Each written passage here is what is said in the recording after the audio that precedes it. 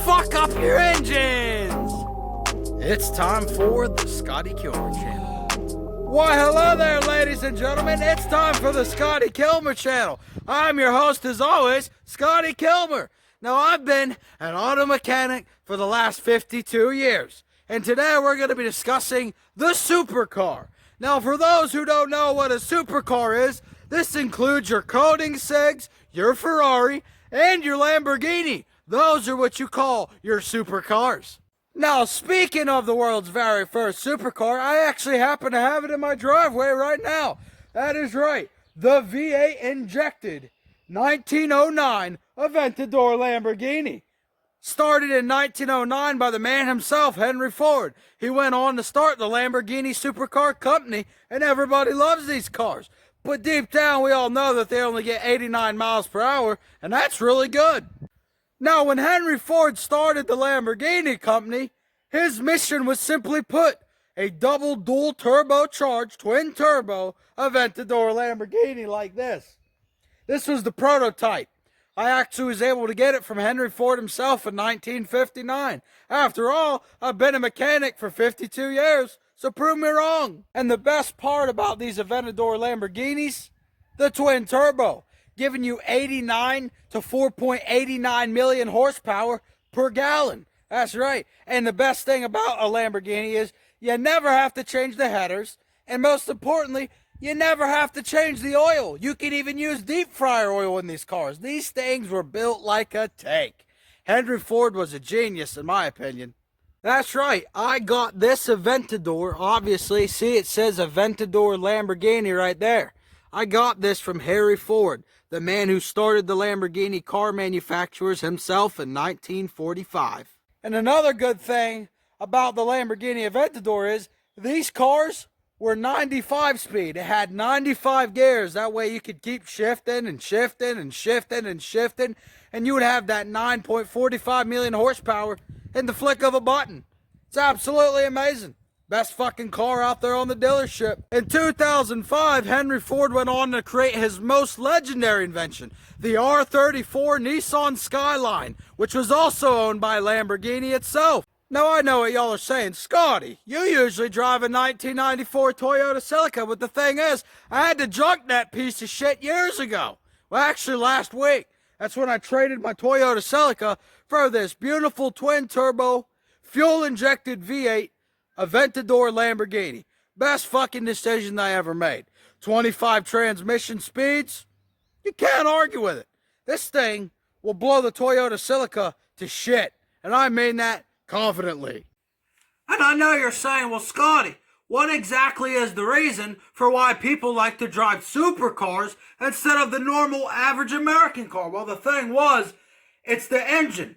40.69 thousand cubic inches, delivering you 25 feet yards of torque is why a lot of people drive it. In other words, they're faster and they're built to last longer. Your average eco-boosted car won't even last 2 days after you buy it off of the dealer. Whereas you buy a supercar and they're really cheap. Did I mention that a supercar will only cost you $1.50 on the market? That is why people like these supercars. Aventadors, Lamborghini, Koenigsegg, you name it. They're the most cheapest cars to ever be produced on American soil.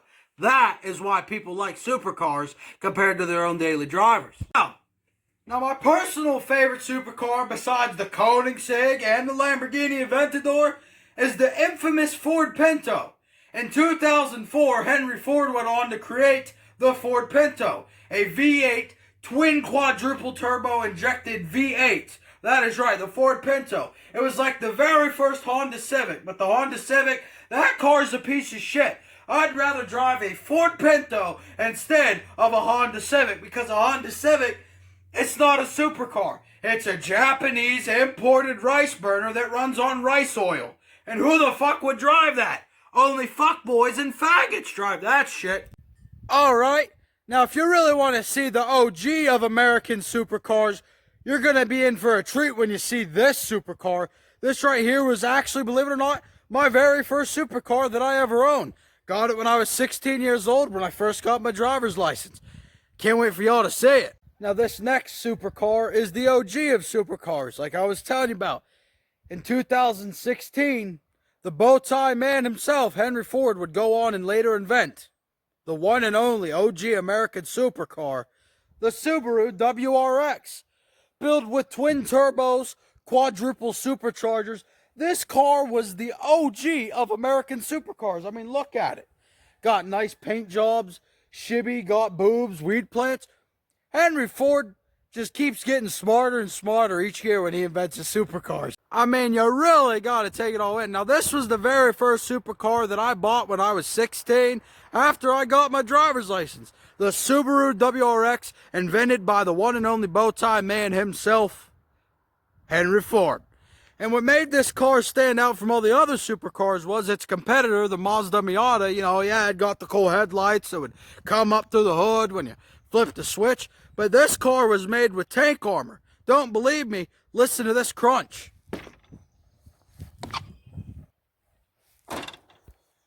Felt like a fucking tank. Now, when I bought my very first Subaru WRX, I had rough sex with a bunch of fat, morbidly obese hookers, and we had a great night. What happens in Vegas stays in Vegas. Now look at those fucking tires. I mean, look at that. It's beautiful. It's got a dolly. It's got a front rear end drive differential. It's just a beautiful supercar. But yeah, we trashed it. Right here, that's where the turbochargers and the quadruple superchargers are at. The Subaru WRX is the OG of American supercars. And of course, who could forget? Henry Ford was so generous, he even gave you a spare for when the dollies went flat. And it also gave you a ladder, that way if you were by a swimming pool, you could climb up that ladder, jump off the fucking top, and just full send it directly right into the fucking pool. Great times. I mean, it's a little rusty, and if you could tell, it's got a little bit of, unwanted graffiti on it, but when you have fat hookers, oh, look, it even says, eat pussy. Because when you have a Subaru WRX, all you do is eat the pussy that you're drowning in. Great fucking car. Even though it's a piece of shit, it's still good. And of course, who could forget the best feature about that there old Subaru WRX? Not only did it have multiple horsepower, 26-speed transmission, or quadruple superchargers and twin turbochargers, but the best thing was when you ran out of fuel, you could piss in the gas tank and it would race just like a racehorse. Absolutely love this car. It's amazing. Highly recommend it.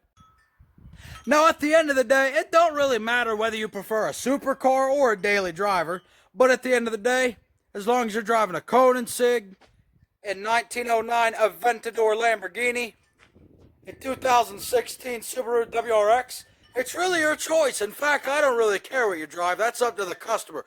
You could drive a Power Wheels with a V8. You could drive a go-kart, a shopping cart, even a cardboard box. The possibilities are endless.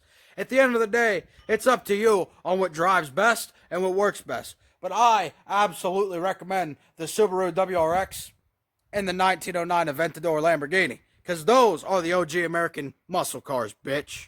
Oh, sorry. Supercars. Now, if you don't ever want to miss one of my auto mechanics tips and trips videos, you can follow me by hitting that bell.